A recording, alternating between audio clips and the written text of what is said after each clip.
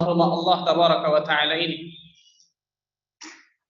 tidak lain tidak bukan untuk meningkatkan keimanan kita, meningkatkan ketakwaan kita kepada Allah tabaraka wa taala, duduk sejenak di majelis ilmu, duduk sejenak di salah satu taman-taman surga di dunia, dan mudah-mudahan ilmu-ilmu yang telah kita ketahui bisa kita amalkan dalam kehidupan kita sehari-hari nanti. Allahumma amin. Salam dan salam semoga tercurah kepada Rasulullah sallallahu alaihi wasallam, Nabi akhir zaman, Nabi yang telah membawa kita dari zaman kejahiliahan, dari zaman kebodohan, dari zaman keterasingan akan ilmu menuju zaman yang terang benderang akan ilmu syar'i, itu zaman as-sunnah. Alhamdulillah Bapak Ibu sekalian, ikhwani wa akhwati rahimani wa rahimakumullah, kita bersyukur kepada Allah. Hari ini hari pertama kita mencoba kajian offline, Masya Allah, setelah sebelumnya berubah dari kajian offline menuju kajian online, betul ya? Tapi alhamdulillah Allah berikan selalu kenikmatan dan kesempatan bagi diri kita untuk menuntut ilmu, baik itu kajian online ataupun kajian offline seperti ini. Dan ikhwani wa akhwati fiddin, rahimani wa rahimakumullah, suatu kenikmatan besar ketika Allah tabaraka wa taala berikan kemudahan diri kita untuk duduk ngaji seperti ini, ikhwan. Karena betapa banyak orang-orang di luar sana yang menginginkan seperti ini tapi mereka tidak Allah berikan kemudahan. Maka bersyukurlah kepada Allah azza wa jalla ketika Allah berikan kemudahan kita menuntut ilmu syar'i. Bersyukurlah kepada Allah azza wa jalla ketika Allah berikan kemudahan kita untuk duduk bermajlis ilmu seperti ini. Ini kenikmatan Allah. Wallahi subhanallah. Berapa banyak orang di luar sana yang di kepalanya mungkin hanya memikirkan dunia, dunia dan dunia. Atau mereka menginginkan duduk di majelis ilmu tapi Allah tidak berikan hidayah kepada mereka. Allah tidak berikan kemudahan bagi mereka. Maka bersyukurlah kepada Allah azza wa jalla dengan syukur yang luar biasa banyaknya, agar Allah azza wa jalla terus tambah nikmat yang ada pada diri kita dan Allah azza wa jalla tidak mencabut nikmat tersebut. Ikhwani wa akhwati fiddin, rahimani wa rahimakumullah. Pada kesempatan berbahagia ini insyaallah taala kita akan melanjutkan mabahas kita, kajian rutin kita tentang kitab Al-Bahr Ar-Ra'iq fi Az-Zuhd wa Ar-Raqa'iq, kitab tentang tazkiyatun nafs, kitab tentang penyucian jiwa, pembersihan hati, karya Syekh Dr. Ahmad Farid hafizahullah taala wa ra'ahu. Dan masih di tentang serial Yaumul Qiyamah, hari kiamat, hari akhirat. Hari ini insyaallah taala kita akan bahas tentang al-mubashshiruna bil jinan. Orang-orang yang diberikan kabar gembira mendapatkan surga Allah azza wa jalla. Bahasa kita para penghuni surga. Para penghuni surga. Menjadi keyakinan Ahlus Sunnah Jamaah bahwa tidak boleh seseorang memastikan orang tersebut masuk surga ataupun masuk neraka kecuali yang telah Allah dan Rasulnya sebutkan di dalam Al-Quran dan juga Sunnah. Ini poin yang penting nih, Pak. Ini poin yang luar biasa penting ini. Perhatikan baik-baik. Menjadi keyakinan Ahlus Sunnah wal Jamaah bahwa kita tidak boleh memastikan siapapun itu masuk surga atau masuk neraka kecuali yang sudah dipastikan oleh Allah dan Rasulnya. Kecuali yang sudah dipastikan di dalam dalil Al-Quran dan juga Sunnah. Contoh. Ketika seseorang meninggal dalam keadaan kafir, dalam keadaan musyrik, dalam keadaan membawa dosa kesyirikan dan belum sempat berbuat dari dosa kesyirikan tersebut, maka dalil Al-Quran dan As-Sunnah menyebutkan orang ini pasti masuk ke dalam api neraka Allah dan kekal dalam api neraka. Contoh. Bahkan kita tidak boleh apa? Kita tidak boleh mengatakan orang yang mati dalam keadaan musyrik, mati dalam keadaan kafir, ya kali aja Allah ampuni, nggak bisa. Karena dalil menyebutkan, Al-Quran dan As-Sunnah menyebutkan bahwa orang yang meninggal membawa dosa kesyirikan, dosa kekufuran, maka orang ini pasti masuk ke dalam neraka Allah dan kekal dalam api neraka. Jadi ini akidah Islamiyah, ikhwan. Akidah Islamiyah nggak boleh goyah sama sekali, subhanallah. Karena banyak orang yang ingin memberikan tasykik, keraguan zaman sekarang. Muslimin jangan terlalu pede. Bisa jadi kemudian agama itu yang lain benar, ini bahaya. Ini syubhat yang biasa berbahaya. Na'udzubillah. Di antara dalil dari sekian dalil tentang ini, contohnya Allah berfirman dalam surah Al-Bayyinah ayat ke-6. Surah Al-Bayyinah di ayat yang ke-6. Innal ladzina kafaru min ahli al-kitab wal musyrikin fi nari jahannam khalidin fiha ulaika hum syarrul bariyah. Sesungguhnya orang-orang kafir dari ahli kitab dan musyrikin akan masuk ke dalam neraka Jahannam dan mereka akan kekal di dalamnya. Mereka itulah seburuk-buruknya makhluk, kata Allah Azza wa Jalla. Lihat, tegas Allah mengatakan orang kafir, baik itu ahli kitab Yahudi Nasrani atau musyrikin. Musyrikin selain Yahudi dan Nasrani, contoh Hindu, Buddha dan seterusnya.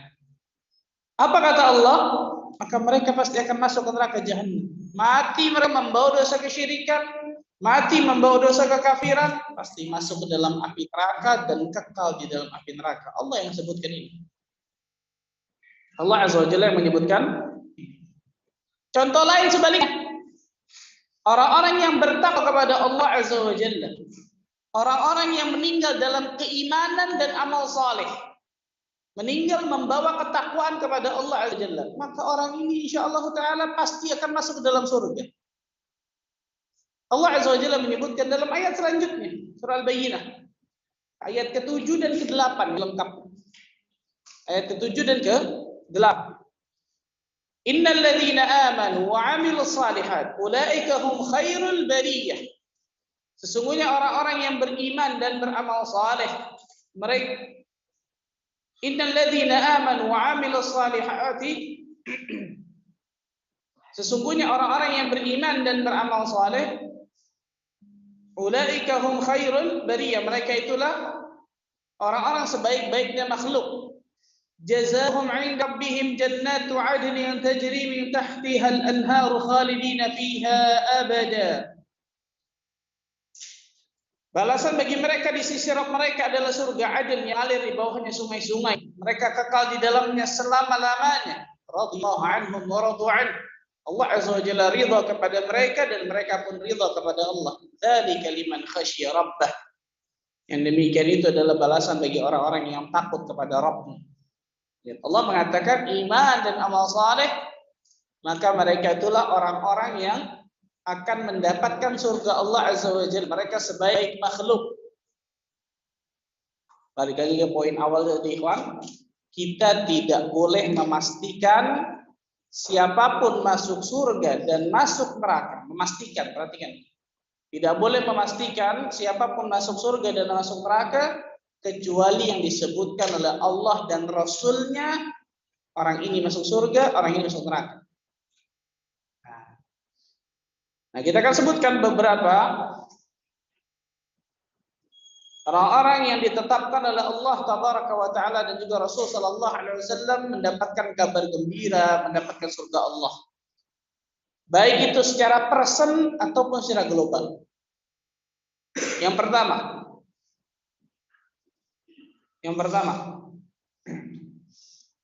sebagian sahabat yang berhak mendapatkan surga Allah.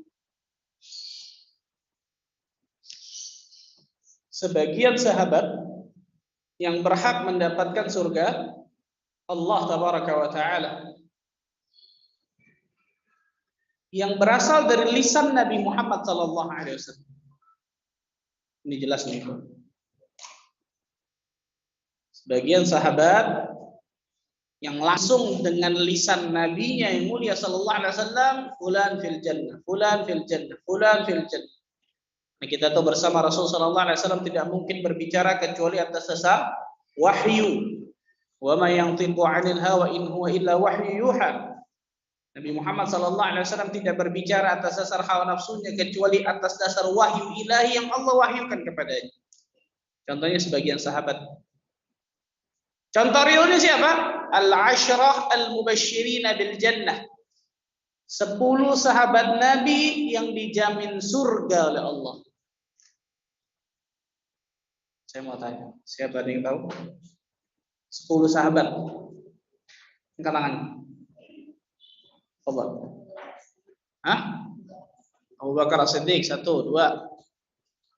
Umar bin Khattab, Utsman bin Affan, Ali bin Abi Thalib, Abdurrahman bin Auf. 5 lagi. Ayo bantu yang lain. Sudah 5 nih.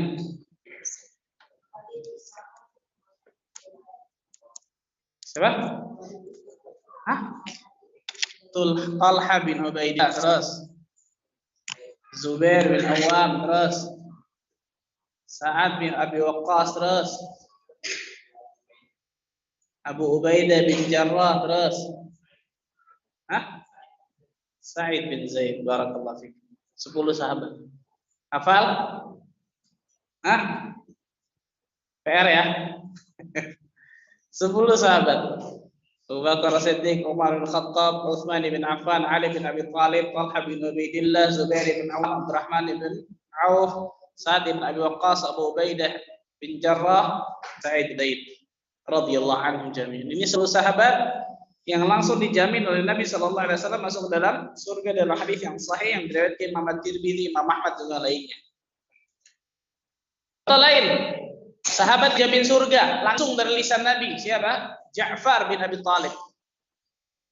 Ja'far ini siapanya Nabi? Ja'far bin Abi Thalib, berarti siapanya Nabi? Sepupu Nabi. Betul? Abu Thalib siapa? Paman Nabi. Berarti Ja'far bin Abi Thalib siapa? Sepupu Nabi. Disebutkan dalam hadis yang sahih yang diriwayatkan Abu Dawud, disahihkan oleh Syekh Al-Albani rahimahullah taala dan Syekh Syuaib Al-Arnaud, wallahi lakaanni anzura ila Ja'far hina qtama an farasin lahu saqra'u faqara'aha thumma qatala al-qaum hatta qutila. Demi Allah, kata Rasul sallallahu alaihi wasallam, seakan-akan melihat ke Ja'far bin Abi Thalib, ia turun dari kudanya yang berwarna kekuningan pirang. Maka ia pun membunuh kuda, lalu ia memerangi musuh hingga ia pun terbunuh. Ini terjadi ketika perang apa? Mu'tah. Perang Mu'tah, Nabi SAW sudah mewasiatkan kepada para sahabat. Ada 3 jenderal yang dijadikan jenderal panglima Islam. Panglima menjadi panglima pertama Islam. Yang pertama siapa? Yang pertama siapa? Siapa? Zaid bin Harithah. Barakallahu fiik. Kalau Zaid bin Harithah terbunuh, maka yang menggantikan Ja'far bin Abi Thalib. Kalau Zaid bin Harithah terbunuh, yang menggantikan siapa? Ja'far bin Abi Thalib. Kalau Ja'far bin Abi Thalib meninggal, maka yang menggantikan siapa? Tebak-tebak manggis. Abdullah bin Rawahah. Abdullah bin Rawahah. Kata para ulama hadis ketika menjelaskan hadis ini, seakan-akan Rasul sallallahu alaihi wasallam memberitahu kepada para sahabat 3 jenderal ini akan meninggal, akan mati syahid.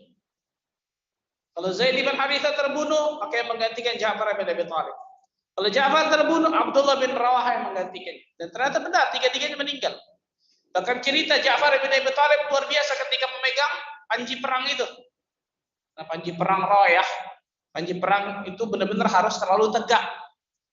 Ketika Zaid bin Harithah terbunuh, maka Ja'far langsung mengambil dari panji perang tersebut, memegang dengan tangannya, maju Ja'far. Perang Mu'tah ini luar biasa, nggak seimbang. Pasukan musuh itu kurang lebih sekitar 200.000. Kaum muslimin hanya ribuan orang, disebutkan 3.000 atau 6.000 saya lupa. Tak seimbang. Tapi lihat para sahabat nggak ada rasa takut, luar biasa, maju. Kemudian ketika maju Ja'far bin Abi Thalib, tangannya terputus yang kanan. Maka beliau mengambil dengan tangan kirinya panji tersebut. Maju lagi, ketika maju terputus tangan kirinya, maka beliau mendekatnya supaya nggak jatuh panji itu. Maju lagi sampai mati syahid. Baru kemudian dipegang oleh Abdullah bin Rawaha. Abdullah bin Rawaha maju, meninggal juga, mati syahid juga. Maka para sahabat bingung kepada saat itu. Karena Rasulullah SAW hanya memberikan 3, betul ya? Siapa lagi yang akan jadi nih? Salah seorang sahabat mengambil, wahai kaum muslimin, tunjuklah dari kalian yang akan menjadi panglima perang. Maka kemudian mereka menunjuk siapa? Khalid bin Walid radhiyallahu anhu, Sayf min suyufillah. Ini pertama kalinya Khalid bin Walid jadi apa?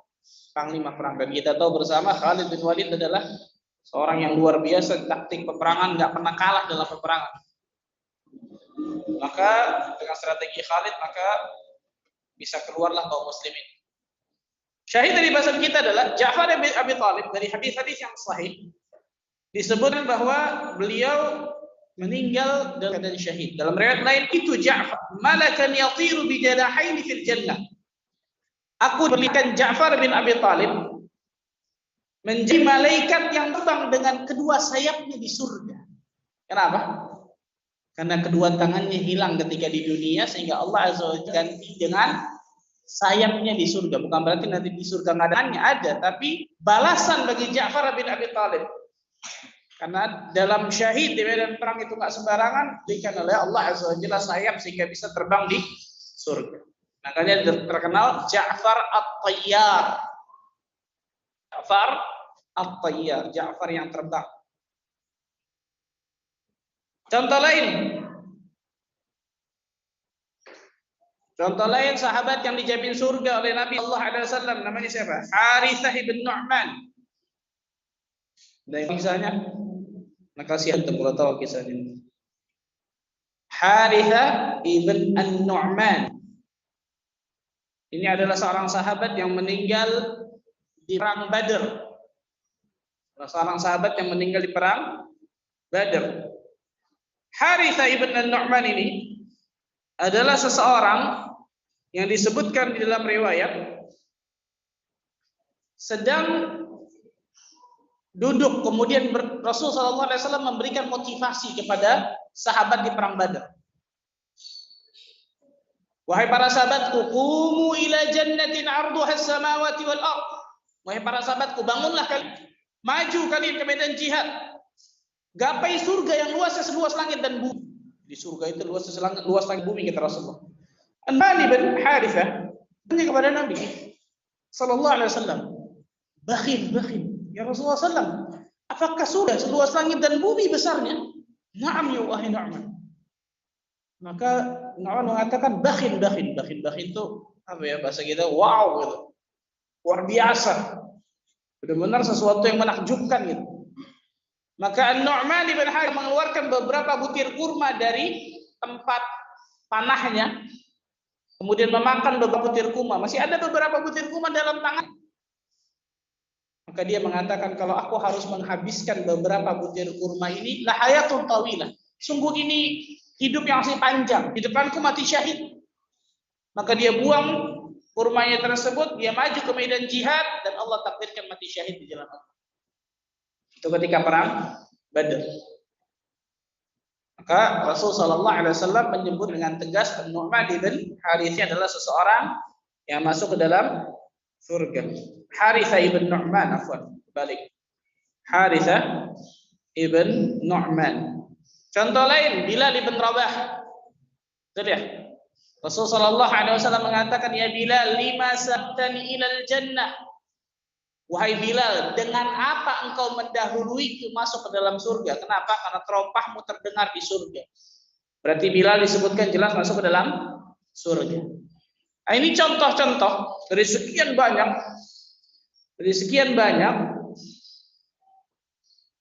para sahabat yang dijamin surga oleh Nabi Sallallahu Alaihi Wasallam. Dan sebagaimana kita ketahui bersama, Rasulullah Sallallahu Alaihi Wasallam menyebutkan itu pasti bukan dari dasar hawa nafsu beliau, tapi dari dasar wahyu ilahi yang Allah wahyukan kepadanya. Ini contoh. Kemudian setelah itu, ikhwan, kita akan bahas sadatu ahlil jannah. Selanjutnya kita akan bahas sadatu ahlil jannah, para pemimpin di surga. Para pemimpin di surga. Yang pertama, sayyida syabab ahlil jannah. Sayyida syabab ahlil jannah. Yang pertama adalah para pemimpin para pemuda. Pemimpin para pemuda di surga adalah Al-Hasan dan Al-Husain, cucu Nabi sallallahu alaihi wasallam radhiyallahu anhuma. Pemimpin para pemuda penghuni surga adalah Al-Hasan dan Al-Husain. Dalam hadis yang sahih yang diriwayatkan Imam At-Tirmidzi atau hadis yang hasan diriwayatkan Imam At-Tirmidzi, wa anna al-Hasan wal Husain sayyida syabab ahli jannah. Sesungguhnya Al-Hasan dan Al-Husain adalah para pemimpin pemuda di surga. Para pemimpin pemuda di surga. Jadi ternyata surga pemudanya yang dua orang ini. Cucu Nabi sallallahu alaihi wasallam Al-Hasan dan Al-Husain. Kemudian yang kedua, pemimpin kaum tua di surga. Kalau tadi pemuda, ini yang seniornya nih. Pemimpin kaum tua atau sebaya penghuni surga. Siapa itu? Abu Bakar dan Umar. Abu Bakar dan Umar radhiyallahu anhuma. Dalam hadis yang sahih Rasul sallallahu alaihi wasallam bersabda, Abu Bakar wa Umar sayyida kuhuli ahli al-jannah min awwalin wal akhirin illa an-nabiyyin wal mursalin. Abu Bakar dan Umar adalah merupakan pemimpin di surga bagi yang sebaya. Tadi itu, bagi yang kalangan senior. Baik dari golongan terdahulu ataupun yang terakhir, jadi dari awal sampai akhir. Kecuali para nabi dan rasul. Kalau para nabi dan rasul jelas beda itu, betul ya?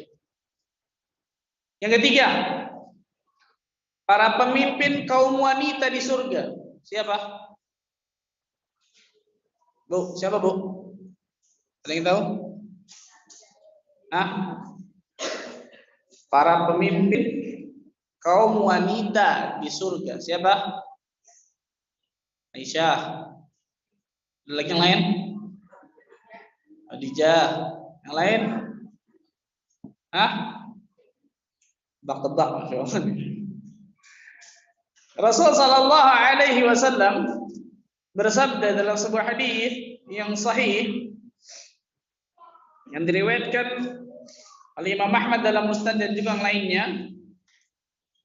sayyida nisa'i ahli jannah, para pemimpin wanita di surga Allah azza wa jalla.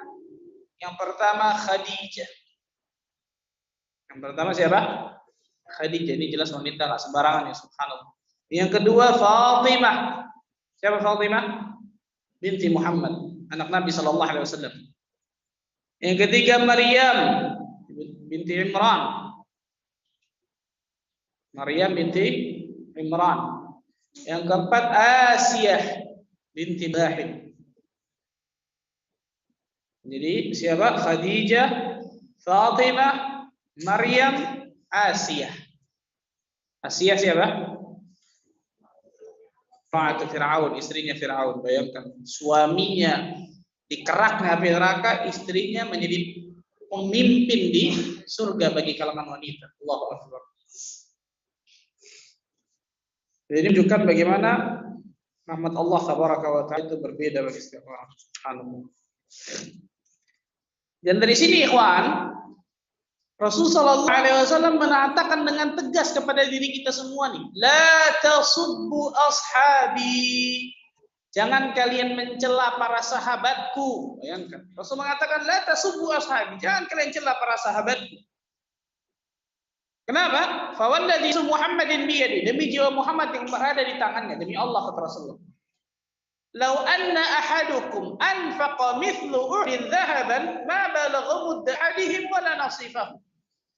Seandainya di antara kalian ada yang menginfakkan emas sebesar gunung Uhud, maka tidak sama dengan infak para sahabatku sebesar satu mud segini. Dan gandum ini bukan emas, wala nasifahu, bahkan setengahnya pun nggak sama. Ini perhatikan ikhwan, makanya ada Syekh Shalih Sindi satu kitab, Syekh Shalih Sindi tentang huquq sahabah, hak-hak para sahabat Nabi harus ditunaikan, ada 10 gitu kurang lebih. Hak-hak para sahabat Nabi harus kita jalankan, harus kita tunaikan, ada 10 kurang lebih. Syekh Shalih Sindi berikan dalam kutip kecil. Di antaranya ini nggak boleh sama sekali kita mencela para sahabat, karena banyak orang sama na'udzubillah berjuang dengan Nabi tidak, bahkan mencela para sahabat, na'udzubillah min dzalik. Gunung Uhud itu lebarnya kurang lebih 9 kilo, lebih. Dan nggak ada, saya yakin orang punya sebesar Gunung Uhud. Kalau seandainya ada, kemudian orang itu menginfakkan emas itu, nggak pernah sama dengan sahabat Nabi ketika menginfakkan 1 mud gandum atau setengah mud gandum. Bayangkan, saking luar biasanya para sahabat. Ini menunjukkan bagaimana keutamaan para sahabat. Kemudian setelah ikhwan, awwalu man yadkhulul jannah, orang yang paling pertama masuk surga. Ada orang yang paling pertama masuk surga, ada kaum nanti. Ini orang dulu. Orang yang pertama masuk ke dalam surga.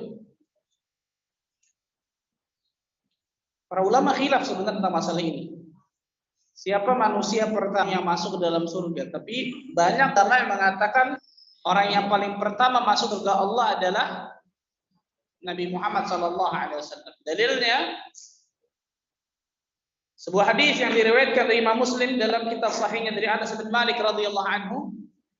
Rasul sallallahu alaihi wasallam bersabda, "Ana aktsarul anbiya tab'an yaumal qiyamah." Aku adalah nabi yang paling banyak pengikutnya nanti di hari kiamat.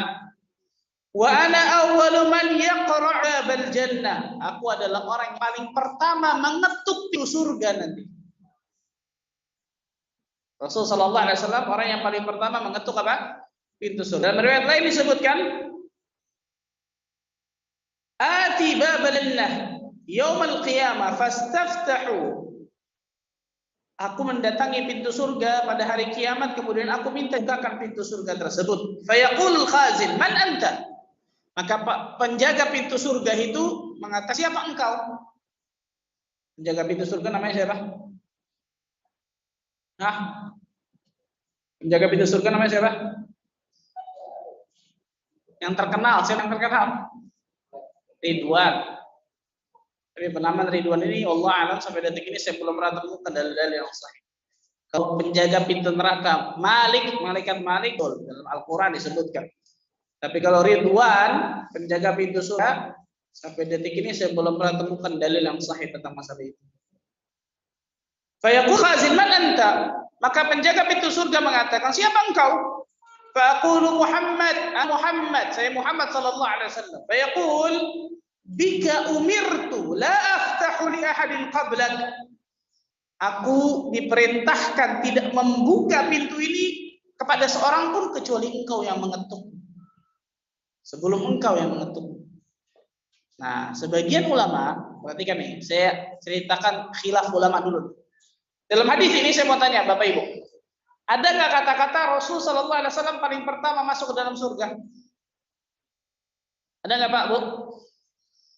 Ada atau tidak? Nggak ada, betul ya? Yang ada adalah Rasul Sallallahu Alaihi Wasallam yang paling pertama mengetuk pintu surga, betul? Makanya ulama khilaf. Ada Syekh Muhammad Bakhit Al-Hujaini di dalam, saya lupa tesis beliau, disertasi beliau di Jami'ah Islamiyah. Di antara yang beliau bahas itu hadis ini, hadis tentang Bilal tadi. Ya Bilal, lima dzaqtani ilal jannah. Wahai Bilal, kenapa engkau, dengan apa engkau mendahuluiku ke surga? Beliau, saya katakan pendapat beliau ya, lebih menguatkan pendapat sama seperti yang dikuatkan oleh Ibnu Qayyim Al-Jauziyah. Beliau lebih menguatkan pendapat yang paling pertama masuk ke dalam surga adalah Bilal bin Rabah dari sini. Rasul mengatakan, ya Bilal, bima sabaqtani ilal jannah. Wahai Bilal, dengan apa engkau mendahuluiku masuk ke dalam surga? Kata Ibnu Qayyim al-Jauziyah rahimahullahu taala, Rasul sallallahu alaihi wasallam masuk ke dalam surga dukhulil muluk, sebagaimana seorang raja masuk ke surga. Sebagaimana seorang raja masuk ke istananya. Kalau raja ketika masuk kan kanan kiri sudah ada apa? Yang menyambut. Nah, dapat Al-Imam Ibnu Qayyim al-Jauziyah bahwa yang paling pertama masuk surga bukan Rasul sallallahu alaihi wasallam. Karena Rasul sallallahu alaihi wasallam ketika masuk surga sudah disambut oleh orang-orang yang dahulu masuk surga dulu, di antaranya Bilal. Sama seperti masuknya seorang raja. Ini pendapat Ibnu Qayyim dan juga pendapat Syekh Al-Hujaini ini saya katakan.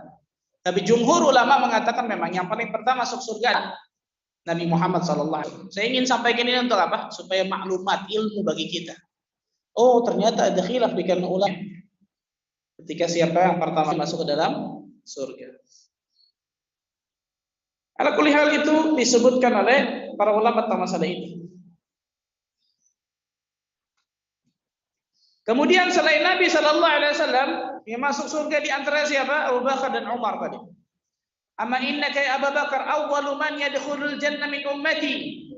Adapun engkau wahai Abu Bakar bukan Umar, Abu Bakar, sungguhnya engkau adalah Abu Bakar adalah orang yang paling pertama masuk surga dari umatku wahai Abu Bakar. Dari umatku. Nah, ini disebutkan oleh para ulama atau disebutkan oleh Nabi SAW ketika menjelaskan ini. Nah, sekarang kalau tadi orang yang masuk surga, sekarang golong yang pertama masuk surga. Awwalul murati talijul jannah. Golongan yang pertama masuk dalam surga. Zumrah yang ini jamaah. Golongan jamaah pertama masuk ke dalam surga. Bagaimana sifat mereka dan seterusnya. Perhatikan hadis ini. Rasul sallallahu alaihi wasallam bersabda, "Awwalu zumratin talil jannah suwaruhum ala suratil qamar lailatul badr." Subhanallah. Sesungguhnya golongan pertama yang masuk ke dalam surga, wujudnya, bentuknya seperti bulan di malam purnama. Bulan di malam purnama, saking indahnya. Kemudian Rasul SAW menyebutkan tentang di antara kenikmatan surga. Rasul mengatakan la yabsuquna fiha. Mereka tidak meludah. Di surga itu nggak ada meludah tuh, ikhwan. Kalau di dunia kita meludah, di surga nggak ada meludah. Wala yamtiqun. Di surga itu tidak ada ingus. Tidak ada ingus yang keluar dari hidung ya. Wala yataghawwatuna fiha. Di surga itu tidak ada buang air besar. Subhanallah.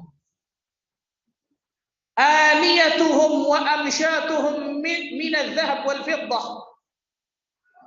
Bejana dan sisir mereka itu dari emas dan perak.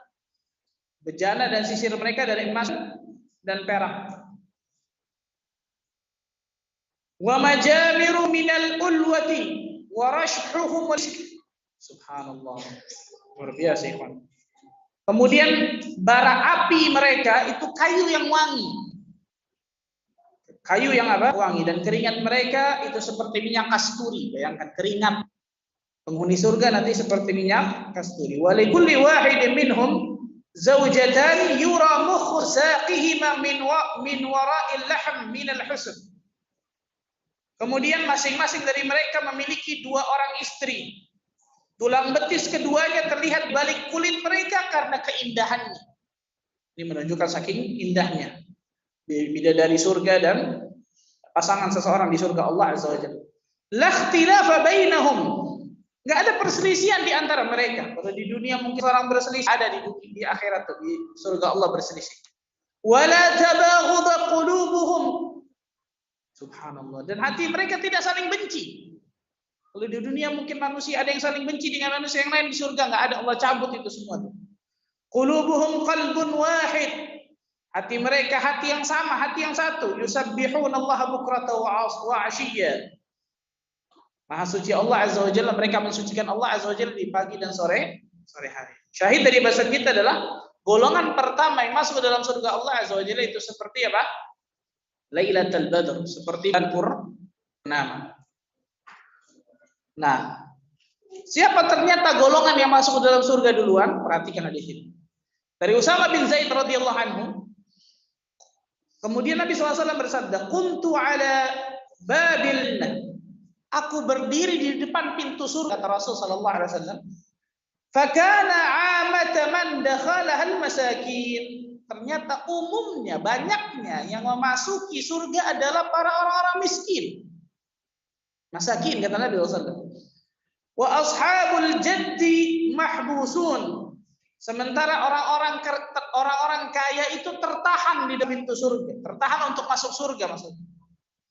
Ghaira anna ashaban nar qad umira bihim ila nar. Hanya saja penduduk neraka sudah dimasukkan ke dalam neraka. Wa kuntu ala babil nar fa idza 'amatu man dakhalaha an-nisa. Dan aku berdiri di depan pintu neraka dan umumnya yang memasuki neraka adalah para wanita. Umumnya masih mau masuk neraka adalah para apa? Wanita. Wanita yang seperti apa? Jelas wanita yang bukan salihah. Wanita yang tidak mensyukuri kenikmatan yang diberikan oleh suaminya, wanita yang tidak bisa menjaga lisannya, wanita yang jauh dari Allah dan Rasulnya, jauh dari agamanya dan seterusnya. Tapi syahid dari bahasan kita adalah yang memasuki surga, kata Nabi SAW, amata man dakhalah al-masakin. Ternyata umumnya masuk surga ternyata siapa? Orang miskin. Ikhwani wa akhwati fiddin, kalau ditanya mau jadi orang kaya tapi nggak masuk surga atau miskin masuk surga, kira-kira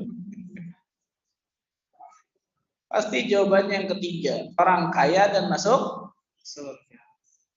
Masih di dunia aja masih rakus. Maksudnya di sini apa, ikhwan? Ternyata banyak orang-orang yang Allah Azza wa Jalla berikan ujian berupa kekayaan, nggak selamat. Paham? Itu maksudnya dia. Banyak orang-orang yang Allah berikan ujian berupa kenikmatan, nggak lulus. Rasulullah SAW bersabda, "Ni'matani maghbunun fihima katsirun minan nas." Dua nikmat yang sering manusia tertipu dengan dua nikmat ini. Dengan kata lain, hanya sedikit manusia yang bisa selamat dari dua nikmat ini. Apa itu? As-sihhat wal faragh. Kesehatan dan waktu luang. Itu kan nikmat yang nikmat, betul. Nikmat yang kita pasti inginkan. Sama seperti ini, harta kekayaan dan seterusnya. Ternyata tidak banyak orang yang selamat ketika Allah berikan kenikmatan satu ini. Subhanallah. Dalam hadis yang lain yang diriwayatkan Imam Ibnu Majah dengan sanad yang hasan, yadkhulu fuqa'ul mu'minin al-jannah qabla al-aghniya bi nisfi yawmin 500 'amin. Orang yang beriman yang miskin akan masuk surga sebelum orang kaya lebih dulu setengah hari di surga. Dan setengah hari di surga adalah berapa? 500 tahun kata Nabi sallallahu alaihi wasallam. Kenapa? Karena orang-orang kaya lebih lama mempertanggungjawabkan. Rasulullah SAW bersabda, "La tazulu qadama 'abdin yawmal qiyamah hatta yus'al." Tidak akan bergeser kaki seorang hamba nanti di hari kiamat sampai ditanya beberapa pertanyaan. Di antara pertanyaan Allah akan tanya apa? An malihi, tentang hartanya. Min aina iktasabahu wa fima anfaqahu. Dari mana dia dapatkan hartanya itu dan untuk apa dihabiskan hartanya tersebut. Bayangkan. Khusus tentang harta ditanya dua loh. Salah satu pertanyaan nih. Di antara umur, ilmu, badan, masa muda, di antaranya ini harta. Dan harta ditanya dua, bayangkan dua pertanyaan khusus. Dari mana kita dapatkan harta itu? 1 rupiah Allah akan tanya. Dan untuk apa kita habiskan harta itu? 1 rupiah Allah akan tanya. Nah, orang-orang yang kaya mempertanggungjawabkan ini lebih berat karena lebih banyak, betul ya? Lebih lama mempertanggungjawabkannya. Ini yang menyebabkan orang-orang miskin lebih dulu masuk ke dalam surga setengah hari, bedanya dengan orang-orang lain. Dalam riwayat lain disebutkan, "Inna fuqara muhajirin yasbiquna al-aghniya yaumal qiyamati ila al-jannah bi 40 kharifan." Sesungguhnya kaum fakir dari kalangan muhajirin. Nah, ini terkhusus nih, orang miskin, orang fakir dari kalangan muhajirin. Kenapa? Karena ketika mereka hijrah dari kota Mekah ke kota Madinah, banyak dari mereka yang meninggalkan berbagai macam harta kekayaan di kota Mekah. Sehingga ketika kota Madinah nggak bawa apa-apa. Jadi orang miskin, subhanallah. Padahal mungkin di kota mereka orang kaya. Contohnya siapa? Suhaib Rumi. Suhaib Rumi, subhanallah, radhiyallahu anhu. Mus'ab bin Umair radhiyallahu anhu dan seterusnya. Ketika di Mekah orang kaya masya Allah, tapi ketika di Mekah nggak bawa apa-apa, bayangkan meninggalkan hartanya karena Allah azza wajalla. Allah ganti dengan ini. Kaum muhajirin, kaum fakir dari kalangan muhajirin, mereka mendahului masuk ke dalam surga pada hari kiamat 40 kharifan, 40 tahun sebelum masuk orang. Nah, ini sebenarnya para ulama tentang oleh Rasulullah SAW tentang ini. Selanjutnya, ikhwan. Ini kalau kita bahas masalah surga ini subhanallah luar biasa. Di antaranya alladzina yadkhuluna al-jannah bighairi hisab wal 'adzab. Mereka yang masuk dalam surga tanpa hisab dan tanpa 'adzab. Mereka yang masuk dalam surga tanpa hisab dan tanpa 'adzab. Hadisnya panjang nih, ikhwan. Kita sebut syahid dari bahasan kita. Rasul sallallahu alaihi wasallam mengatakan yadkhulunal jannah bighairi hisab wala 'adzab. 70 fan min ummati yadkhulunal jannah bighairi hisab wala 'adzab. Ada 70.000 orang dari umatku yang akan masuk ke dalam surga tanpa hisab, tanpa 'adzab. 70.000 banyak atau sedikit? Dikit. Sabar, tenang, sabar. Kalau 70.000 dong mungkin kita pesimis ini, betul. Tapi ada riwayat lain yang menggembirakan diri kita. 7.000 orang yang masuk ke dalam surga tanpa hisab, tanpa adab. Siapa mereka? Mereka yang punya 4 sifat ini. Kita harus punya 4 sifat ini, Bapak Ibu sekalian. Yang pertama, la yatayyarun, mereka tidak bertatoyur. Apa ini tatoyur? Di antara syirik kecil. Di antara perbuatan syirik, lihat ini. Zaman tayyurun dari kata-kata toyir, kata-kata burung. Zaman dulu, ikhwan, kalau mereka ingin keluar dagang, mereka ngelihat burung nih. Kalau burung ke kanan, oh saya keluar nih, beruntung. Kalau burung ternyata ke kiri, oh saya nggak keluar, sial. Mengkaitkan sesuatu yang dia lihat, dia dengar, rasakan dengan kesialan. Ini nggak boleh nih. Contoh, antum datang ke Jakarta nih, lihat gedung yang ada angka 13, angka 4, ada nggak? Nggak ada, betul ya? Kenapa? Menganggap angka itu angka yang siap. Kemudian mau menikah, boleh menikah di bulan Safar. Kenapa? Bulan panas. Nah, boleh, haram nih hukum ini. Syirik ini.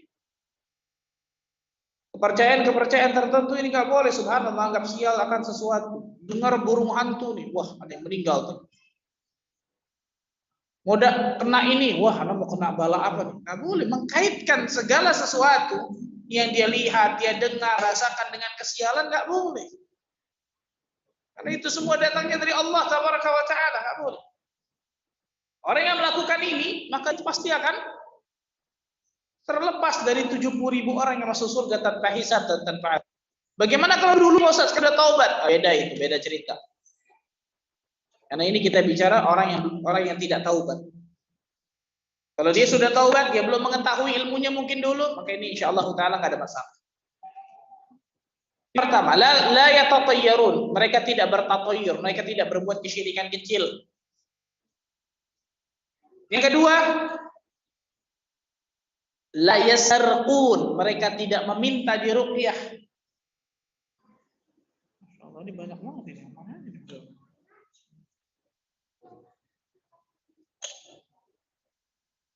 Mereka tidak meminta diruqyah. Kenapa? Biasanya, perhatikan ini. Biasanya orang yang meminta diruqyah, baik sadar ataupun dia tidak sadar, hati orang tersebut bergeser tawakalnya dari Allah kepada yang meruqyah. Wah, kalau bukan dia yang meruqyah kelihatannya kurang mujarab. Nggak boleh. Ar-ruqyah yata'athar bidzatiha, kata para ulama. Ruqyah itu tidak bermakna secara zatnya, tapi biiznillah, dengan kehendak Allah dan izin.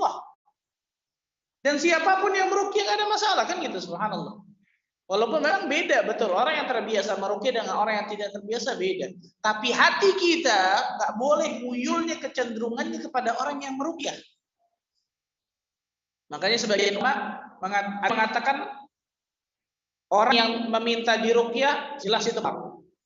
Tapi ada sebagian ulama mengatakan kalau orang yang minta diruqyah hatinya benar kepada Allah, hatinya bukan kepada yang meruqyah. Saya meruqyah hanya sebab apa? Sebagaimana saya datang ke dokter hanya sebab aja. Sebagaimana saya minum obat itu hanya sebab aja. Hati saya bergantung kepada Allah. Allah mau sembuhkan sembuh, Allah nggak sembuhkan nggak sembuh. Maka yang seperti ini tetap masuk kepada 70.000 orang. Di antara fakta Syekh bin Baz sama masalah ini. Ada Syekh bin Baz ketika ada seseorang sakit mungkin, kemudian dia sudah berobat dan terusnya dan dia tidak menemukan obat yang paling mujarab kecuali ternyata ruqyah ini. Dan hati orang tersebut benar-benar kepada Allah tawakalnya bukan yang meruqyah, maka orang ini insya Allah tidak keluar dari 70.000 golongan.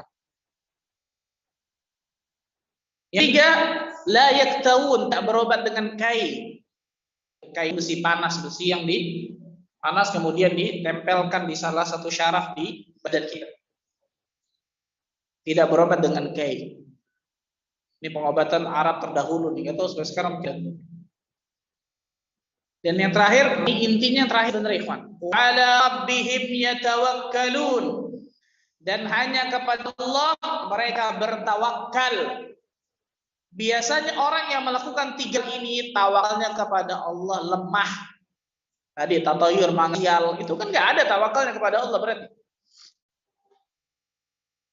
Ataupun orang yang meruqyah pindah dari Allah kepada yang meruqyah, berarti kita lemah kepada Allah. Ujungnya intinya yang keempat sebenarnya, wa ala rabbihim yatawakkalun. Dan hanya kepada Allah mereka bertawakal. Nah, ini 4 orang yang dijamin 4 sifat ini dia akan masuk surga Allah Azza wa Jalla tanpa hisab dan tanpa azab. Itu potongan dari hadis yang panjang. Dalam riwayat lain, nah ini riwayat ini yang menggembirakan diri kita nih. Hadis yang sahih, ada yang mensahihkan hadis ini, ada yang menghasan hadis ini.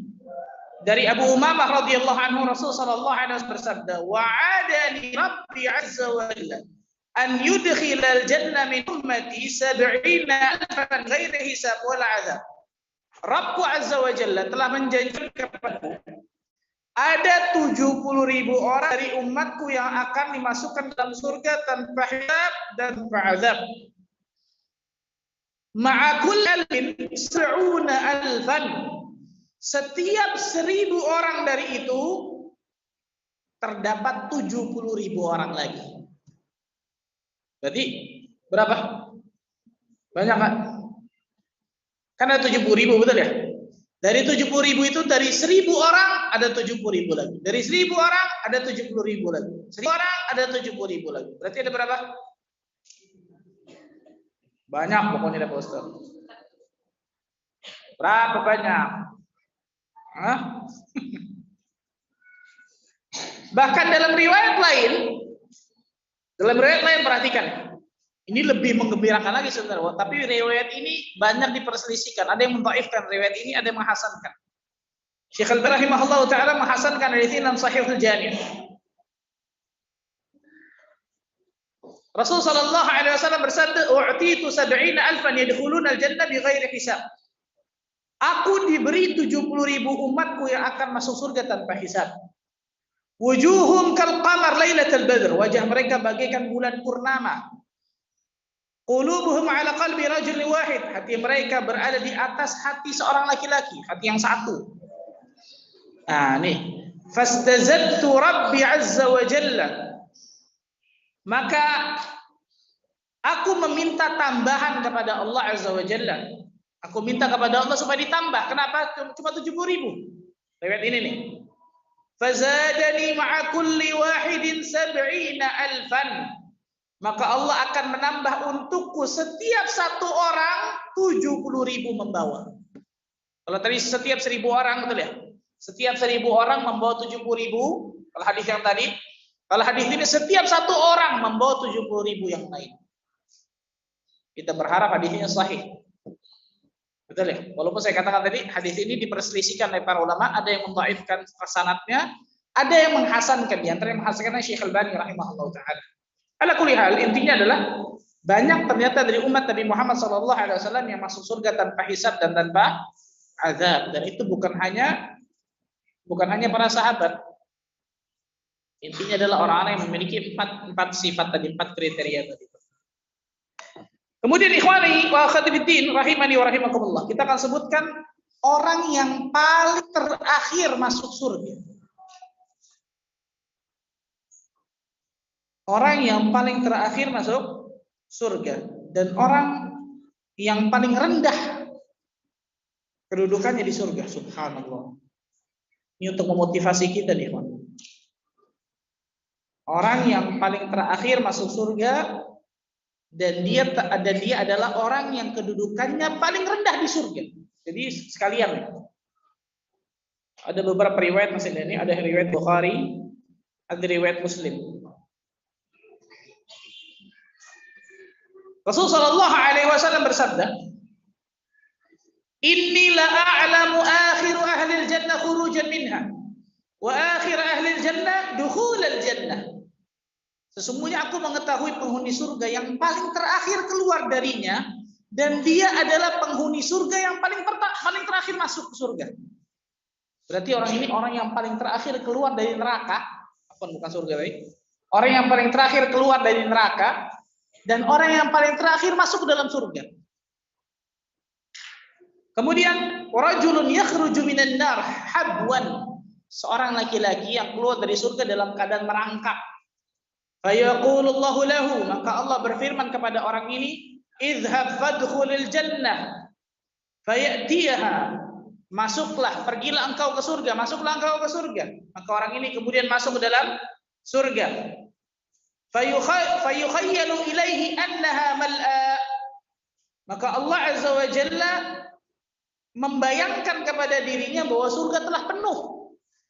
Jadi ketika Allah suruh dia untuk masuk surga, jadi seakan-akan Allah bayangkan di matanya surga ini telah penuh. Orang sudah memasuki tempatnya masing-masing di surga. Fayarji'u fayaqul, maka orang ini kembali kepada Allah berkata, ya Rabb, wajadtuha mal'a, aku mendapati surga ini penuh. Fayaqullahu azza wa jalla, maka Allah berfirman lagi kepada diri, idhhab fadkhulil jannah, pergilah dan kau masuklah ke dalam surga.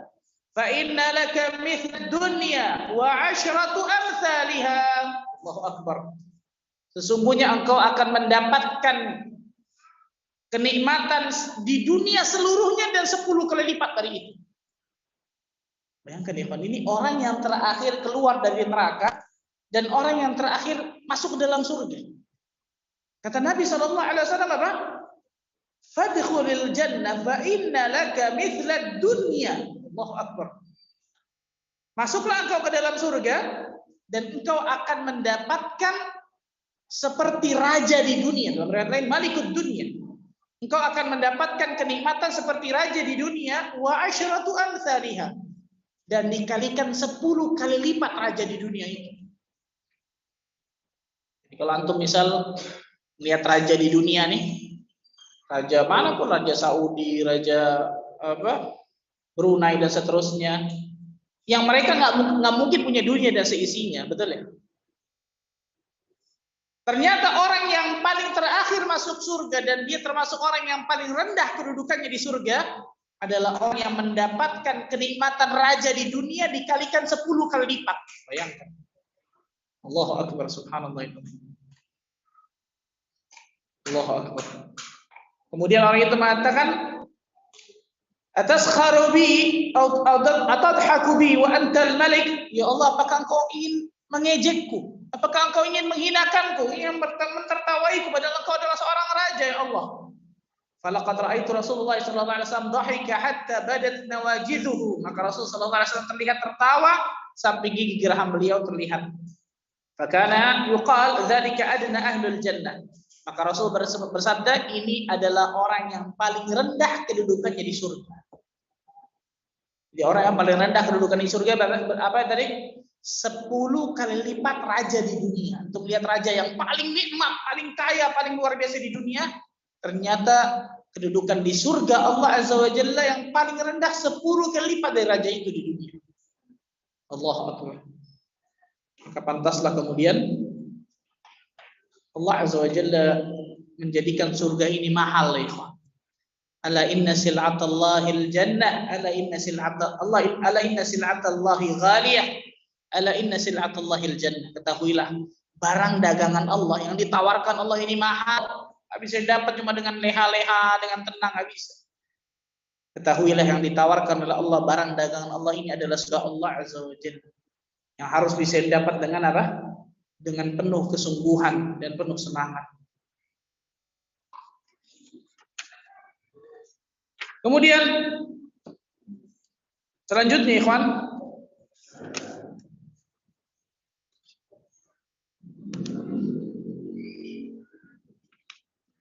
terakhir mungkin aktsaru ahlil jannah.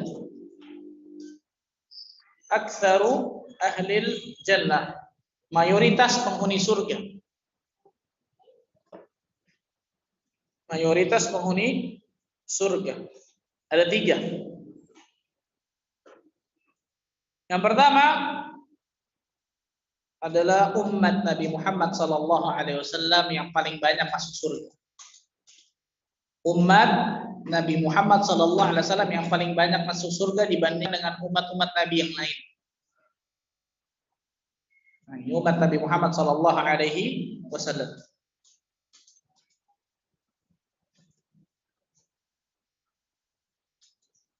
Yang kedua, an-nisa aktsaru min ahlil jannah. Subhanallah. Ternyata kaum wanita mayoritas penghuni surga juga. Masya Allah. Mudah-mudahan ibu-ibu di sini termasuk orang-orang yang mendapatkan surga. Jadi dalam hadis lain disebutkan mayoritas penghuni neraka itu wanita. Tapi dalam hadis lain juga disebutkan mayoritas penghuni surga juga apa? Wanita. Maka jangan berkecil hati. Diriwayatkan dari sebuah hadis yang sahih dari Imam Muslim, awalam yaqul Abul Qasim sallallahu alaihi wasallam inna awwala zumratin tadkhulu al-jannah ala suratil qamar lailatul badr. Bukankah Abul Qasim, siapa Abul Qasim? Rasul sallallahu alaihi wasallam bersabda, sesungguhnya golongan pertama yang masuk surga wujudnya itu seperti bulan malam purnama. Kemudian wallati taliha ala adwa'in kaukabin durri fis sama. Dan golongan selanjutnya itu seperti bintang yang paling terang di atas langit. Likulli imri'in minhum zawjatani ithnatani yura mukhun suqihima min warahil lahm. Dan setiap lelaki di antara mereka memiliki 2 istri di surga Allah Azza wa Jalla yang tulang betis keduanya terlihat dari dagingnya saking indahnya. Wa ma fil jannati a'zab, dan di surga tidak ada yang bujang. Nah, ini ceritakan oleh Ibnu Abi Umar kepada kami kepada Sufyan bin Ayyub dari Ibnu Sirin bahwa kaum laki-laki dan perempuan berbantah-bantahan siapa di antara mereka yang terbanyak penghuni surga. Maka mereka bertanya kepada Abu Hurairah, kemudian Abu Hurairah menyebutkan mungkin mereka saling berbangga diri untuk menyebutkan bahwa kaum laki-laki lebih banyak di surga daripada wanita. Tapi Abu Hurairah membacakan sabda Nabi yang menyebutkan ternyata penghuni surga yang paling banyak adalah para wanita. Disebutkan riwayat lain, ra'aitukunna aktsara ahlin nar. Aku melihat kebanyakan penghuni neraka itu adalah wanita, tapi dalam riwayat lain disebutkan ternyata penghuni surga juga ternyata paling banyak adalah para wanita. Dan yang ketiga yang terakhir, al-fuqara aktsaru ahlil jannah. Kaum fakir adalah orang yang paling banyak penghuni surga Allah Azza wa Jalla. Orang yang fakir, orang yang miskin, ternyata yang paling banyak penghuni surga Allah Tabaraka wa Ta'ala. Ini mungkin saya bisa sampaikan dari pembahasan masalah surga. atau para penghuni surga ini. Masih panjang tentang masalah para penghuni surga ini dan juga amal-amalan yang bisa disebutkan. Tapi mungkin itu yang bisa saya sampaikan, ikhwan. Silakan, mungkin ada pertanyaan.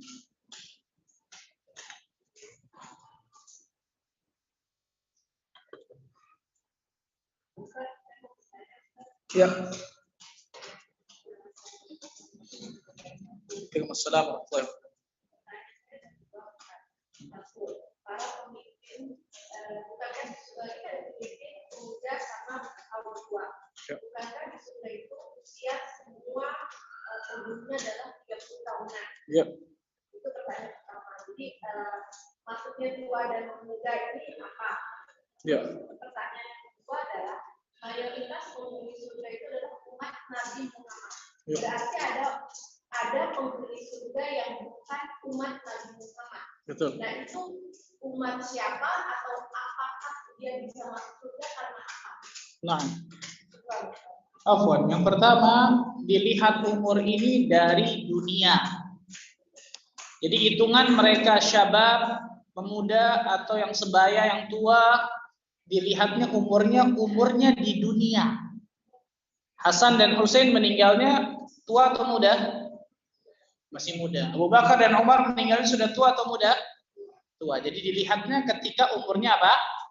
Di dunia, itu yang menjadi patokan. Betul, disebutkan dalam riwayat bahwa nanti di surga Allah Azza wa Jalla bahwa umur seseorang akan seperti umur 30 tahunan. Dan 33 tahun dan seterusnya. Itu umur yang pada saat itu kematangan apa? Sangat matang gitu maksudnya. Tapi yang dimaksud dalam hadis ini adalah pemimpin kaum muda, pemimpin yang tua dan seterusnya, ini adalah umur mereka di dunia. Itu yang menjadi standar ukuran, bukan umur mereka di surga. Itu yang pertama. Yang kedua, umat Nabi Muhammad SAW. Nah, kenapa? Karena umat para nabi pun, para nabi ada pengikutnya. Yang pertama, ikhwan, yang kita harus ketahui, seluruh nabi dan rasul dinuhum wahid, agamanya satu. Apa itu? Islam, tauhid. Seluruh nabi dan rasul. Walaqad ba'atsna fi kulli ummatin rasulan an i'budullaha wajtanibut taghut. Dan sungguh kami telah mengutus kepada setiap umat ada utusannya, ada rasulnya. Apa tugas rasul tersebut? An i'budullaha wajtanibut taghut. Hendaklah rasul tersebut menyeru kepada umatnya, sembahlah hanya kepada Allah dan jauhilah sesembahan selain Allah. Berarti seluruh nabi dan rasul agamanya satu, dan itu pun dikatakan oleh Nabi Muhammad SAW. Dinuhum wahid, agama mereka satu, ayah mereka satu, tapi ibu mereka berbeda. Ayah mereka siapa? Nabi Ibrahim alaihissalam, Abul Anbiya maksudnya. Karena maksudnya adalah seluruh setelah Nabi Ibrahim alaihissalam semuanya itu dari keturunan Nabi Ibrahim. Ibu mereka berbeda, tapi agama mereka apa? Satu, itu Islam. Ini Islam secara umum. Adapun Islam secara khusus yang dibawa oleh Nabi Muhammad SAW. Jadi kalau ditanya, adakah umat yang lain masuk ke dalam surga? Jelas, umat para nabi banyak. Ada umat Nabi Musa, ada umat Nabi Isa. Bagaimana mereka bisa masuk ke dalam surga? Jawabannya dengan iman dan amal saleh. Jawabannya dengan iman dan amal saleh. Buka surat Al-Baqarah. Surah Al-Baqarah ayat ini, ayat yang sering dijadikan oleh orang-orang liberal menjadikan hujjah bahwa seluruh agama sama. Hati-hati, ini syubhat. Surat Al-Baqarah ayat 62. Surah Al-Baqarah ayat 60. Innal ladzina amanu wal ladzina hadu wan nasara was sabiina man amana billahi wal yawmil akhir wa amila salihan falahum ajruhum 'inda rabbihim wala khaufun 'alaihim wala hum yahzanun. Sesungguhnya orang-orang yang beriman, orang-orang yang apa? Beriman, orang-orang Yahudi, orang-orang Nasrani, orang-orang yang Sabiin, siapa saja yang mereka beriman kepada Allah dan hari akhir dan melakukan amal saleh, maka mereka mendapatkan pahala dari Rabb mereka dan tidak ada rasa takut bagi mereka dan tidak pula mereka bersedih hati. Banyak orang menganggap, oh berarti Yahudi Nasrani masuk surga juga dong dalam ayat ini. Ini pentingnya kita baca Al-Quran dan baca tafsirnya. Baca penjelasan ulama, jangan dengan kepala kita. Innalladzina amanu, orang-orang yang beriman, ma'ruf insyaallah. Beriman ya berarti beriman kepada Nabi Muhammad sallallahu alaihi wasallam. Nah, sekarang walladzina hadu, dan orang-orang Yahudi. Siapa ini? Kata para ulama, orang-orang yang beriman kepada Nabi Musa alaihi salam, beramal saleh, mati dalam keimanan itu. Berarti zaman Nabi Musa, betul ya? Karena kita tahu bersama, setiap nabi dan rasul diutus kepada umatnya masing-masing, kecuali Nabi Muhammad SAW diutus kepada seluruh apa? Alam, seluruh golongan, bahkan jin dan manusia.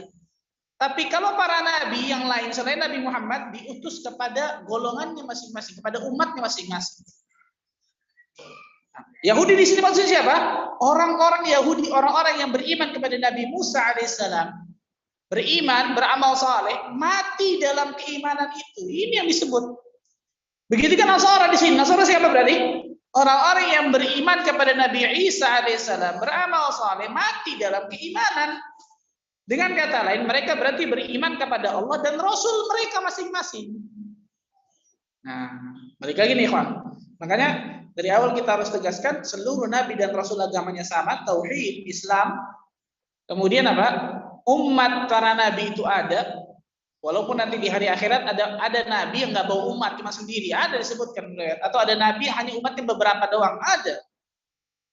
Tapi ala kulli hal syahid dari bahasan kita dari pertanyaan tadi adalah bahwa setiap nabi dan rasul memiliki umat, dan umat itu ternyata ada yang beriman dan beramal saleh, beriman kepada Allah, beriman kepada hari akhir, beriman kepada nabi yang diutus kepada tengah mereka, mati dalam keimanan, maka mereka yang mendapatkan surga Allah.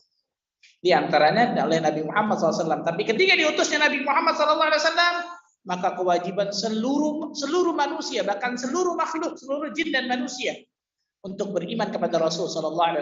Karena jika tidak, mereka akan mati dalam keadaan kufur. Dan ini bedanya Rasulullah SAW dengan Nabi dan Rasul yang lain. Bisa difahami insyaallah? Ada pertanyaan di sini?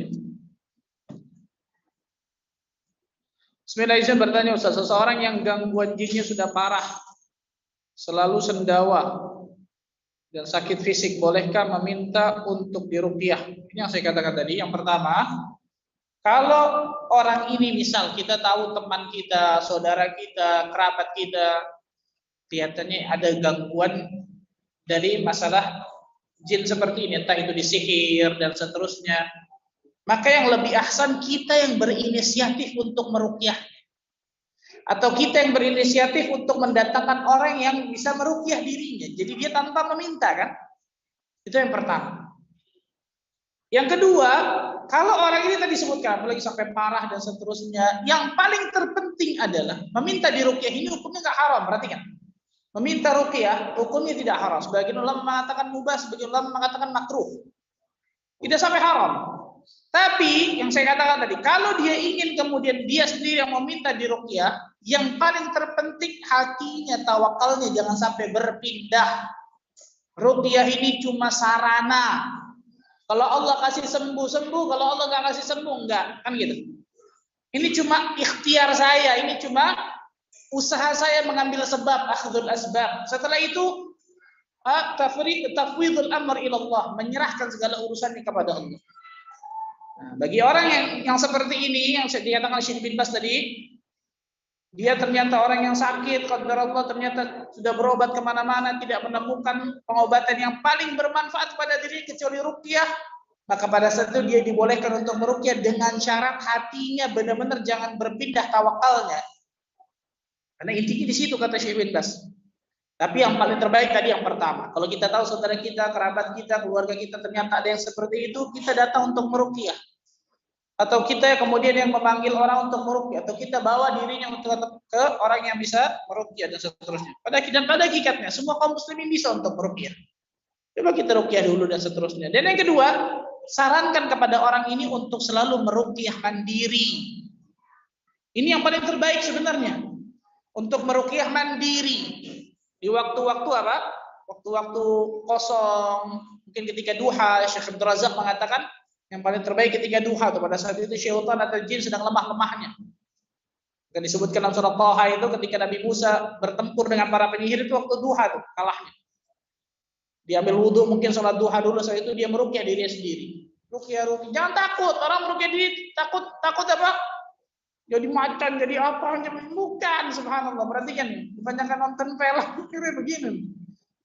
Cuma paling sendawa atau muntah dan seterusnya, atau pusing, atau ingin kebelet dan seterusnya. Terusin, rutinkan itu sampai benar-benar nggak ada. Sampai benar-benar tidak ada. Karena percuma juga kalau cuma sekali atau dua kali diruqyah orang, setelah itu dia nggak meruqyah dirinya sendiri. Nah, ini penting, apalagi kalau orang yang tersebut kena sihir ya.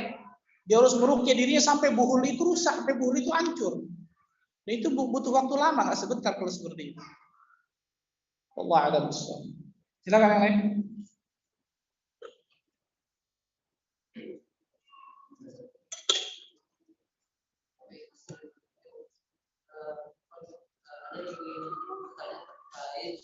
Pertanyaan yang ditanyakan di atas.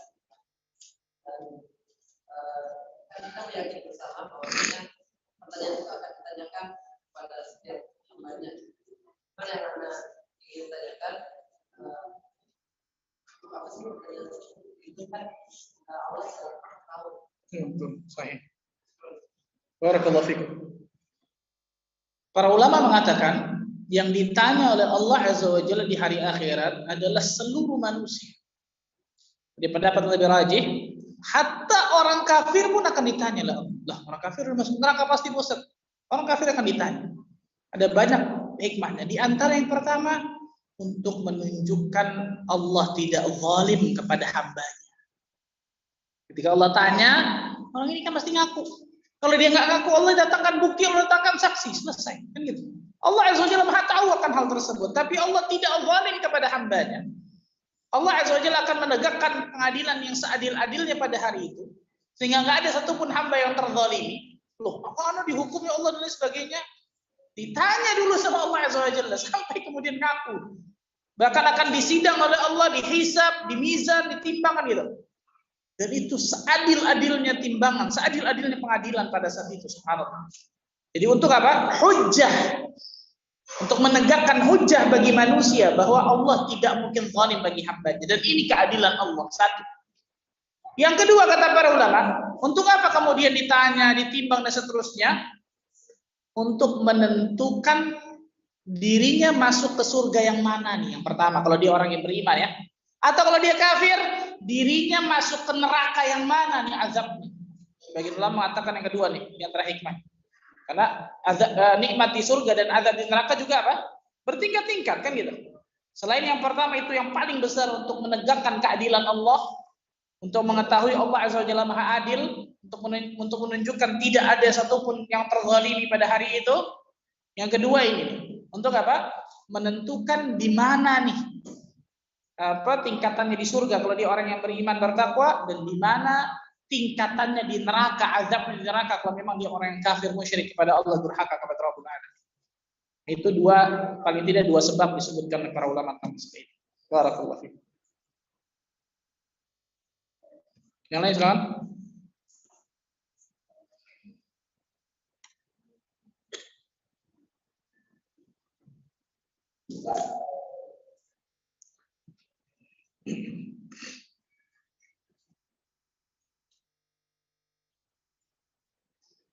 Mau tanya di luar tema mungkin silakan. Alhamdulillah sudah pada paham lagi insyaallah.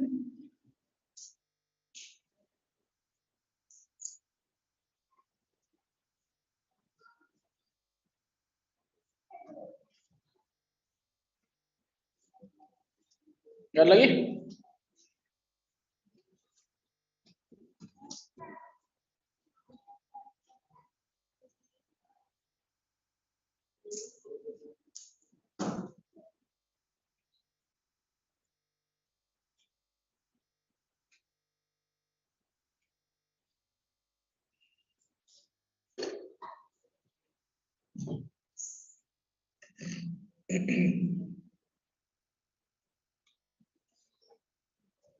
Ada? Alhamdulillah kalau ada. Oh ada lagi silakan. Ya.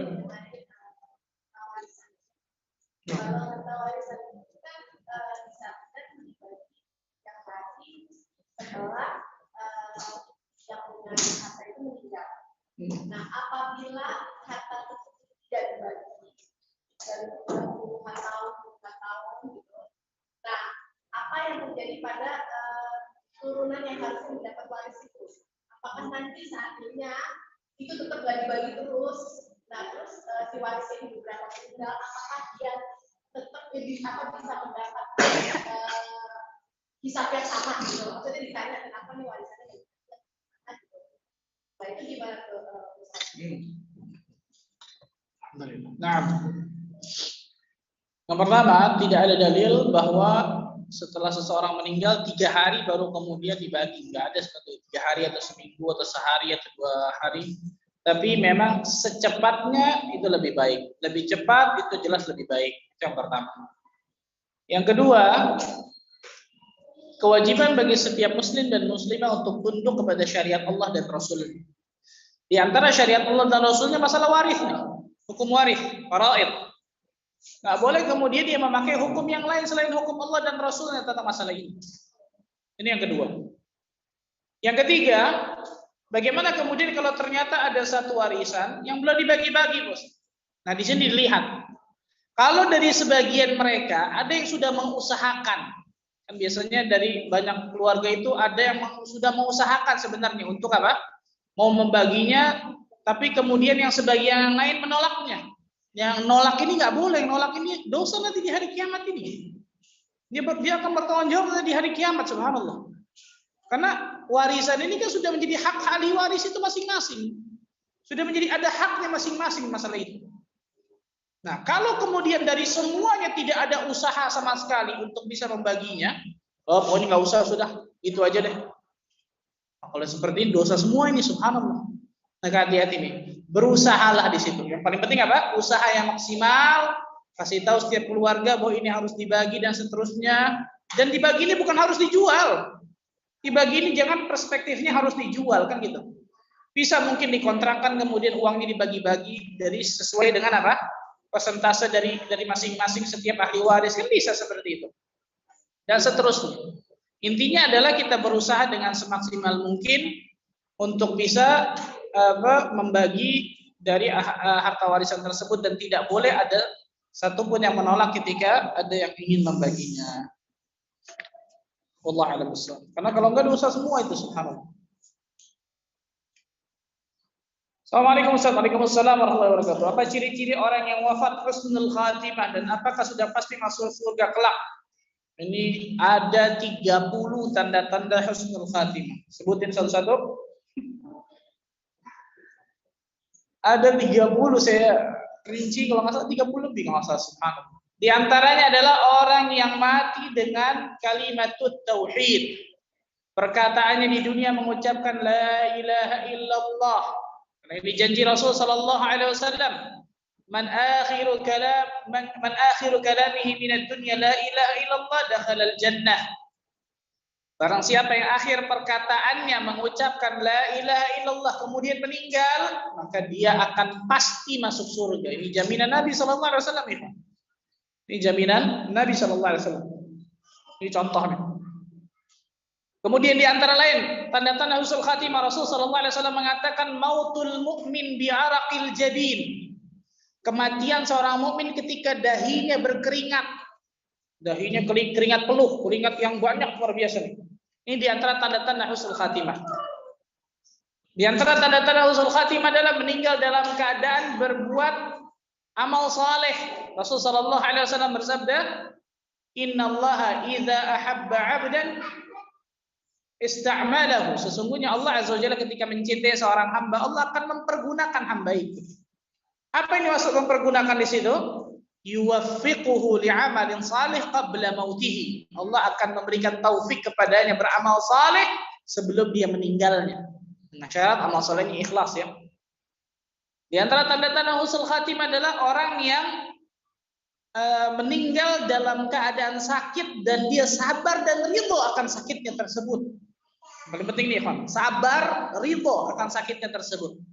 Sehingga sabar dan ridho ini akan menggugurkan dosa-dosanya, akan mengangkat derajatnya. Sakit, bayangkan sakit, dia sabar, ridho akan takdir Allah dan seterusnya. Dia mengharap pahala dari Allah, mengharap surga Allah. Ini antara tanda-tanda husnul khatimah. meninggal sakit mungkin lama, dan dia sabar akan takdir tersebut, ridha akan takdir Allah, nggak pernah suudzon kepada Allah. Ini antara tanda-tanda husnul khatimah. Dan ada banyak lagi, ikhwan. Contoh ketika malam Jumat dan hari Jumat, seseorang yang meninggal ketika malam Jumat dan hari Jumat, maka dia akan terlepas dari azabul qabr, terlepas dari fitnah kubur, fitnatul qabr. Tapi kata para ulama, perhatikan nih, semua tanda-tanda yang ada pada seseorang, semua tanda-tanda yang ada pada seseorang, dilihat khalfiyahnya. Apa itu khalfiyah? Dilihat sebelum dia meninggal, dia orang yang bertakwa atau tidak. Contoh, ada seseorang meninggal malam Jumat karena ditembak polisi pas lagi maling. Masa kita mau katakan husnul khatimah? Kan nggak mungkin, betul ya? Malam Jumat padahal, atau hari Jumat kan gitu. Maka dilihat khalfiyahnya. Seseorang yang misal meninggal dalam keadaan terbakar atau tertimpa reruntuhan misalnya, atau jatuh dari atas dan seterusnya. Itu kan di antara tanda-tanda syahid itu kan. Tapi dilihat khalfiyahnya juga. Dilihat khalfiyahnya sebelum dia meninggal, apakah dia orang yang bertakwa kepada Allah atau tidak? Apakah dia orang yang beriman dan beramal saleh atau tidak? Kan gitu. Nah, itu dilihat oleh para ulama tentang masalah itu. Wallahu a'lam. Assalamualaikum warahmatullahi wabarakatuh. Waalaikumsalam warahmatullahi wabarakatuh. Wah, ini seru nih pertanyaan. Ustadz, apa maksudnya bagi ciri-ciri penghuni surga memiliki 2 istri? Nah, bagaimana dengan hanya menikah 1 kali dan lebih istrinya sudah menikah lagi? Oh, ini panjang lagi nih. Yang pertama, masuk 2 istri di sini. Yang pertama, kalau seseorang istrinya 1 di dunia, maka minimal menurut sebagian ulama dia akan dapatkan 2 istri di surga Allah. 1 istrinya di dunia, 1 bidadari surga. Dan nggak ada cemburu-cemburu di surga, nggak ada, sudah itu dicabut sama Allah sudah semuanya. Bahkan sebagian ulama di antara Ibnu Hajar al-Asqalani kalau nggak salah mengatakan minimal penghuni surga itu memiliki 72 istri, 72 bidadari dan seterusnya. Ala kulli hal intinya, tapi sebagian ulama mengatakan 2, 1 istrinya yang sah di dunia nih, 1 kemudian istrinya 1 istrinya dari kalangan bidadari. Bagaimana kalau ternyata dia nggak menikah misal, kan gitu ya? Bagaimana kalau ternyata dia nggak menikah? Baik laki-laki yang tidak menikah atau perempuan nggak menikah, di sini dari sini masing-masing panjang. Kalau laki-laki tidak menikah berarti dia mendapatkan, kalau dia termasuk penghuni surga ya. Kalau dia termasuk penghuni surga maka dia akan mendapatkan bidadari dari surga bagi semuanya. Nggak menikah. Bagaimana kalau perempuan yang nggak nikah? Maka dia akan dapatkan bidadara dari surga. Jangan takut, bidadara itu ada. Syekh Muhammad bin Shalih Al-Utsaimin rahimahullah taala menjelaskan, bidadari yang Allah dan Rasulnya sebutkan dalam Al-Quran dan Sunnah ini bukan cuma khusus laki-laki, di antaranya bagi wanita pun ada. Contoh ini tadi, seorang wanita mukminah, muslimah yang tidak pernah menikah mungkin ketika hidupnya di dunia, atau ketika menikah awalnya, kemudian ternyata dia masuk ke dalam Islam, dan suaminya ternyata mati kafir, misal.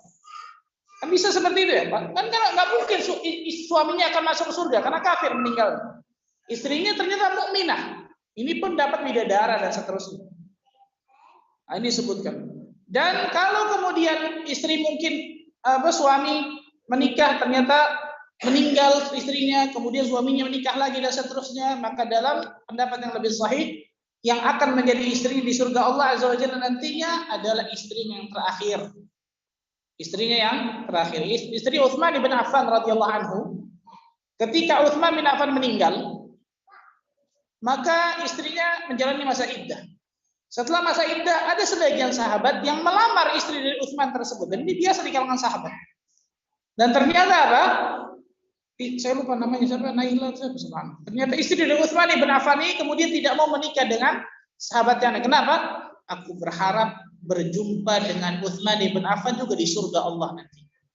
Jadi dia ingin jadi istri Utsman bukan hanya di dunia tapi juga di surga Allah Azza wa Jalla, sehingga kemudian dia tidak menikah kembali karena suami istri itu suami dan istri yang terakhir di dunia. Ayat disebutkan panjang tentang masalah bidadari, subhanallah. Lagi? Fadhal Pak. Teman-teman bidadari Pak bukan?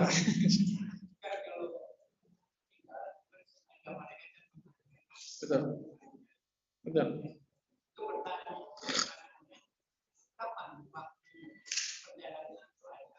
Pertanyaan yang mana nih Pak?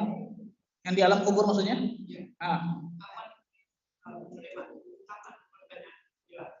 Nah. Ada orang yang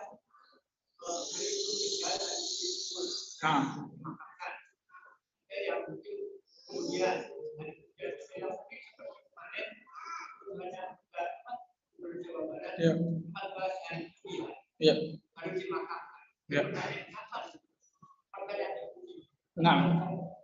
Nah, yang pertama, kapan seseorang akan ditanya, betul ya? Apakah ketika meninggal langsung ditanya dan selesai? Wallahu a'lam bishawab. Yang pertama secara pasti kalau kita lihat dalam hadis adalah ketika orang tersebut dikuburkan sebenarnya. Kalau secara tersurat dari hadis ya, karena dalam hadis yang panjang tentang perjalanan ruh, ketika ruh tersebut seorang mukmin, maka ruh tersebut Allah mengatakan wa'iduhu ilal ard, kembalikan ruh ini ke bumi. Karena dari bumi lah aku ciptakan, dari bumi kemudian aku wafatkan, dan dari bumi aku akan bangkitkan. Maka dikembalikan ruh itu ke jasadnya. Berarti jasadnya di mana? Di kuburnya kan gitu. Kembalikan ruhnya ke jasadnya. Kemudian dua malaikat yang berwajah hitam dan mengerikan akan datang bertanya kepada dua malaikat ini kan gitu. Bertanya kepada mayit ini. Kalau kita lihat secara tersurat sebenarnya ketika mayit itu dikuburkan sebenarnya. Tapi wallahu a'lam karena ini alam gaib. Betul ya? Hadhihi mas'alah fi mas'alatil ghaib. Masalah ini masalah gaib. Apakah kemudian tadi itu ketika ada orang yang 14 hari meninggal mungkin dalam ini dan seterusnya. Dan perhatikan ikhwan, kata para ulama, alam barzakh atau alam kubur ini akan dilalui oleh setiap orang walaupun orang itu tidak dikubur. Walaupun orang itu tidak apa? Kubur. Contoh, seseorang yang naik pesawat kemudian pesawat itu jatuh nggak ketahuan, meninggal di dasar lautan nggak ketemu jasadnya. Berarti kuburan itu di dasar lautan pada hakikatnya dia tetap juga akan mengalami alam apa? Alam barzakh. Apakah langsung atau setelah dikuburkan dalam tanah? Wallahu a'lam bishawab. Karena ini masalah gaib tidak boleh kemudian kita mengarang-arang kecuali ada dalilnya. Tapi kalau kita lihat dari hadis tadi itu, hadis yang panjang tentang perjalanan ruh, setelah kemudian ruh itu dicabut, naik ke atas langit, kemudian dikembalikan ke dunia, kemudian malaikat akan datang, kembalikan ke badannya, ke jasad tersebut, dua malaikat akan datang, kemudian bertanya kepada mayit tersebut. Nah, apakah kemudian harus dikuburkan di tanah dulu, atau tempat lain tadi seperti apa? Di dalam sungai dan seterusnya, wallahu a'lam bishawab. Wallahu a'lam. Karena bisa jadi seseorang, saya katakan tadi, bisa jadi orang itu nggak dikubur, atau tadi dikubur 2 minggu setelahnya. Tapi dia sudah meninggal, apakah kemudian nggak ditanya sama Allah, nggak ditanya sama dua malaikat ini kan gitu? Nah, disebutkan para ulama yang seperti ini jelas alam-alam yang gaib yang kita tidak boleh berbicara kecuali ada dalil. Kita hanya berbicara sesuai dalil tadi saya katakan, ketika ruh itu dikembalikan ke jasadnya, baru dua malaikat itu datang. Jasadnya itu bisa dikuburkan, bisa kemudian jatuh di lautan atau hilang ke yang tadi dan sebagainya. Allah a'lam. Barakallahu fikum. Yang lain?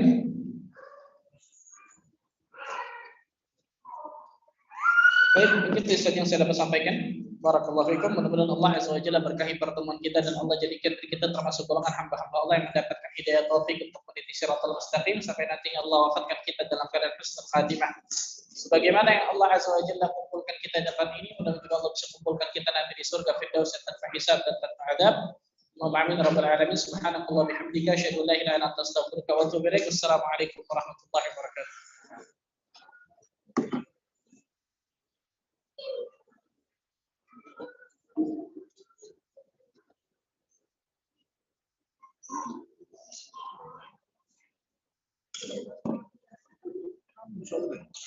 Kami Ustaz.